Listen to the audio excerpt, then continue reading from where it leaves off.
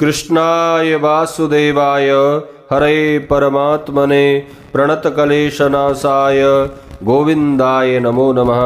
नमस्कार प्रिय बंधुओं, स्वागत है आप सभी का हमारे YouTube चैनल में। आज के इस वीडियो में आप श्रवण करेंगे फाल्गुन मास के शुक्ल पक्ष की आमल की एकादशी व्रत की कथा। चैनल पर नए हैं, चैनल को सब्सक्राइब कर लें, वीडियो को लाइक करके कमेंट में जय श्री कृष्णा जरूर लिख दें।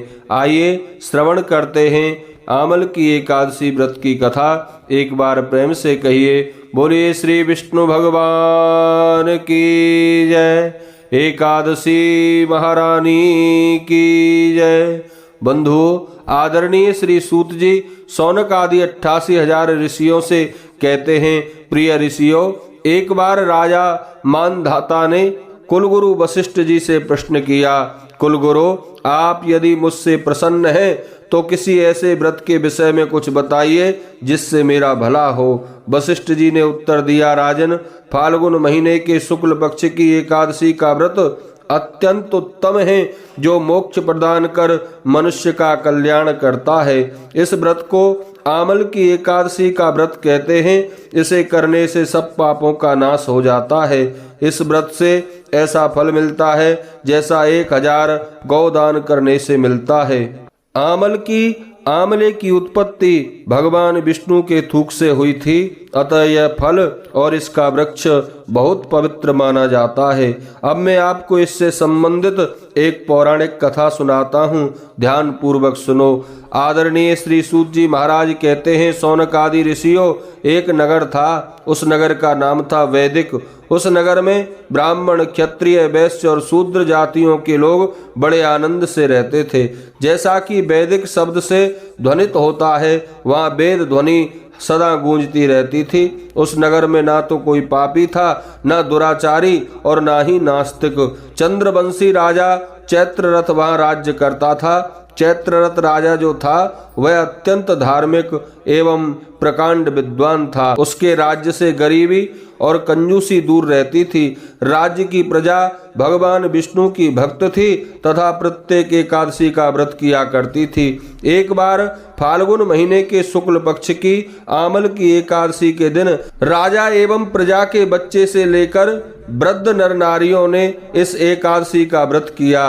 राजा प्रजाजनों के साथ मंदिर में आए और कलश स्थापित करके धूप, दीप, नैवेद्य, पंचरत्न, छत्र आदि से आमले की पूजा करने लगे। सभी ने आमले की इस प्रकार स्तुति की, हे आमल की, आप साक्षात ब्रह्म रूपिणी हैं। आपका जन्म देवादिदेव विष्णु भगवान के थूक से हुआ है और आप सभी पापों का नाश कर देती हैं।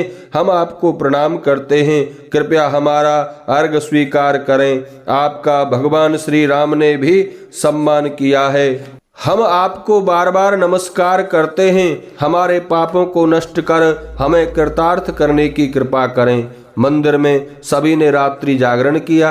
रात में ही वहाँ एक बहेलिया आया।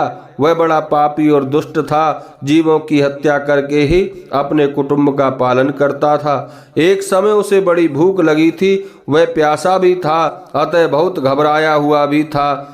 वह इस इच्छा से मंदिर के एक कोने में बैठ गया कि शायद कुछ खाने पीने को मिल जाए।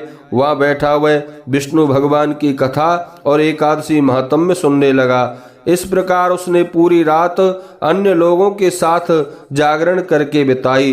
प्रातःकाल हुआ तो सभी लोग अपने अपने घर चले गए।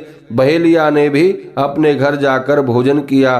कुछ समय बाद बहेलिया का जब प्राणांत हो गया, यद्यपि उसने जीवन भर जीव हत्याएं की थीं, इसीलिए उसे नरक की यातना भोगनी थी, परंतु आमल की एकादशी के व्रत कथा और रात्रि जागरण के फल स्वरूप राजा विदुररथ के पुत्र के रूप में जन्म लिया। वहां उसका नाम रखा गया वसुरथ। जब वह बड़ा हुआ तो धन धान्य से संपन्न होकर चतुरंगणी सेना द्वारा 10,000 गौओं का पालन करने लगा। वह सूर्य के समान तेजस्वी, चंद्रमा जैसा कांतिमान और विष्णु भगवान के समान पराक्रमी और पृथ्वी की तरह क्षमाशील था। वह अत्यंत धार्मिक था, सदा सच बोलता था तथा विष्णु भगवान का परम भक्त था। सभी प्रजाजनों को एक समान समझता था और सबका पालन करता था। वह नेम पूर्वक प्रतिदिन दान किया करता था। एक दिन बसूरत शिकार खेलने के लिए जंगल में गया। वहां वह दिशा भ्रम होकर रास्ता भूल गया और भटकता हुआ एक वृक्ष के नीचे जाकर सो गया। उसी समय वहां पहाड़ी डाकू आ गए। डाकुओं ने राजा को अकेला सोता हुआ देखा तो वे मारो मारो कहते हुए उसकी ओर दौड़े। वे कहने लगे, इस दुराचारी राजा ने हमारे माँ बाप, बेटे पोतों एवं अन्य संबंधियों को मारा है और देश से निकाल दिया है। अब हमें चाहिए कि इसे मारकर अपने अपमान का बदला चुका लें। अपने विचार के अनुसार डाकुओं ने राजा पर अस्त्र शस्त्र से वार कर दिया, पर राजा के शरीर पर उन अस्त्र शस्त्रों की चोट का कोई प्रभाव नहीं पड़ा। उल्टे अस्त्र शस्त्र ही नष्ट हो गए और राजा को ऐसा लगने लगा कि उस पर फूल बरसाए जा रहे हों। संयोग से ही समझ लीजिए कि डाकुओं के हथियार उल्टे उन पर ही चोट करने लगे, जिसके कारण वे बेहोश हो गए। उसी समय राजा के शरीर से एक दिव्य देवी प्रकट हो गई। वह देवी एक तो स्वयं बहुत सुंदर, उस पर सुंदर वस्त्र और आभूषणों ने उसकी सुंदरता को और भी अधिक बढ़ा दिया था। उसकी भौहें तनी हुई थीं और आंखों से अग्नि निकल रही थी। ऐसा लगता था मानो वह साक्षात काल हो। उसने क्षण मात्र में ही सब डाकुओं को मार दिया। राजा की नींद खुली तो उसने सामने डाकुओं को मरा हुआ देखा। यह देखकर उसे बड़ा आश्चर्य हुआ। वह सोचने लगा, ये डाकू किसने मारे? मेरा हित चाहने वाला इस जंगल में कौन है? राजा यह सोच ही रहा था कि आकाशवाणी हुई, राजन, तुम्हारी रक्षा विष्णु भगवान के अतिरिक्त भला और कौन कर सकता है? यह आकाशवाणी सुनी तो राजा ने विष्णु भगवान को प्रणाम किया और अपने नगर में आ गया। सुखपूर्वक राज्य करने लगा। यह सब आमल की एकादशी के व्रत का प्रभाव था। राजा के शरीर से प्रकट हुई दिव्य देवी वह एकादशी थी। जो मनुष्य एक भी आमल की एकादशी का व्रत रख लेते हैं उसे प्रत्येक कार्य में सफलता मिलती है। वह इस लोक में सारे सुख भोगकर अंत में विष्णु लोक को चला जाता है। इस दिन आमले के पेड़ के नीचे कलश स्थापित करके धूप दीप नैवेद्य और पंचरत्न से भगवान परशुराम की पूजा करते हैं। आहार में आमले का प्रयोग करना चाहिए। बोलिए विष्णु भगवान की जय। एकादशी महारानी की जय।